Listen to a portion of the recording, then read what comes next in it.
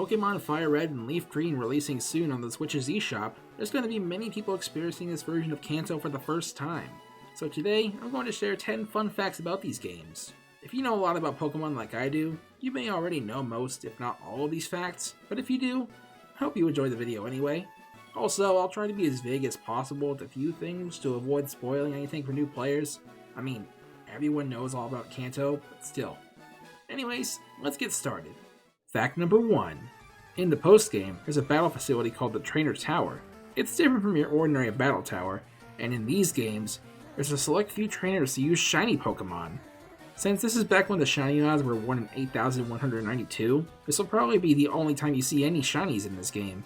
Unless you're really lucky. Oh my god! Fact number 2.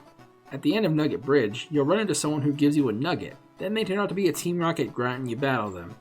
But unlike in the other versions of Kanto, if you lose this battle and then come back, he'll still give you a nugget, as if this is your first time encountering him. So if you bring a weak Pokemon and lose this battle over and over, you can get as many nuggets as you want. With enough patience, you can make it to where you'll never have to worry about money again. Fact number 3. In all other versions of Kanto, you find Moltres just sitting in a room in Victory Road. But in these games, it actually has its own area like the other legendary birds. After a certain point in the main story, you can reach one island, the first of the Sevii Islands. And there's where you'll find Mount Ember, where Moltres is waiting at the top. Fact number 4. This game has proper Elite Four rematches, with higher levels and new team members, after you complete the post-game story. In fact, these are the very first mainline Pokemon games with proper Elite Four rematches. Also the only Gen 3 games with them, because Emerald didn't do this for some reason. But the levels in here are crazy, with the champion's ace being all the way up at level 75. Without grinding, there's a good chance that your team won't even be close to these levels, so you probably shouldn't do these battles right away. Fact number 5. At one of the post-game Sevii Islands, you can actually find Lorelai's house, and there she has some Pokemon plushes. If you defeat the Elite Four a bunch of times, her collection will grow, but you won't realistically see her entire collection in your own game, because in order for that to happen, you have to defeat the Elite Four 200 times. Yeah, I'm not doing that. Fact number 6. Also at one of the post-game islands, there's this NPC that'll give you stickers that you put on your trainer card for entering the Hall of Fame, hatching eggs, and participating in link battles. There's also different levels for each sticker, but it would take a long time to max all of them out, because these too have ridiculously high requirements. The highest level for the Hall of Fame sticker is exactly the same as the requirement for seeing Lorelai's entire plush collection, and there's still 2 other stickers to max out after that. One of which is link battles, which unfortunately can't be done online, so even on the Switch, these would take ages. Fact number 7.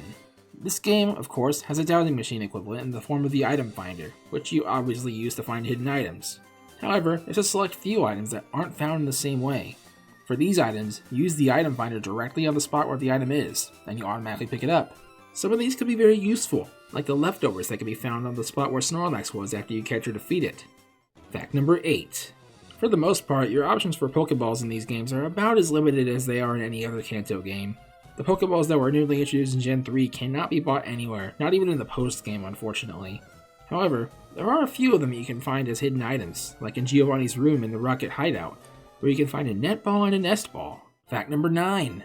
You all know about the feature in the PC boxes where you can select multiple Pokemon at once. It's a very good quality of life feature. Some of you probably thought this feature was introduced later. I know I personally thought for a while that Gen 5 introduced this feature, but nope. This feature was actually introduced here, in Fire Red and Leaf Green. No, it's not in Ruby and Sapphire. I checked. Anyway, simply press select, or minus if you're playing on Switch, then hold A. Then every Pokemon you hover over will be selected until you let go of A. So if you ever need to organize your boxes, as long as you remember this, it shouldn't be all that tedious. Fact number 10.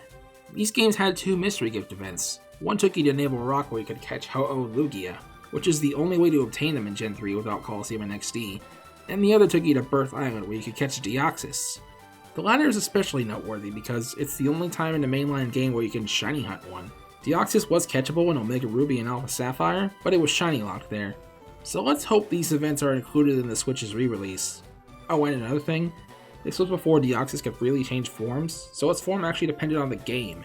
It was in its normal form in Ruby and Sapphire, attack form in Fire Red, defense form in Leaf Green, and speed form in Emerald. By the way, these 2 events were also in Emerald. So that's about it for this video. How many of these facts did you know? Let me know in the comments.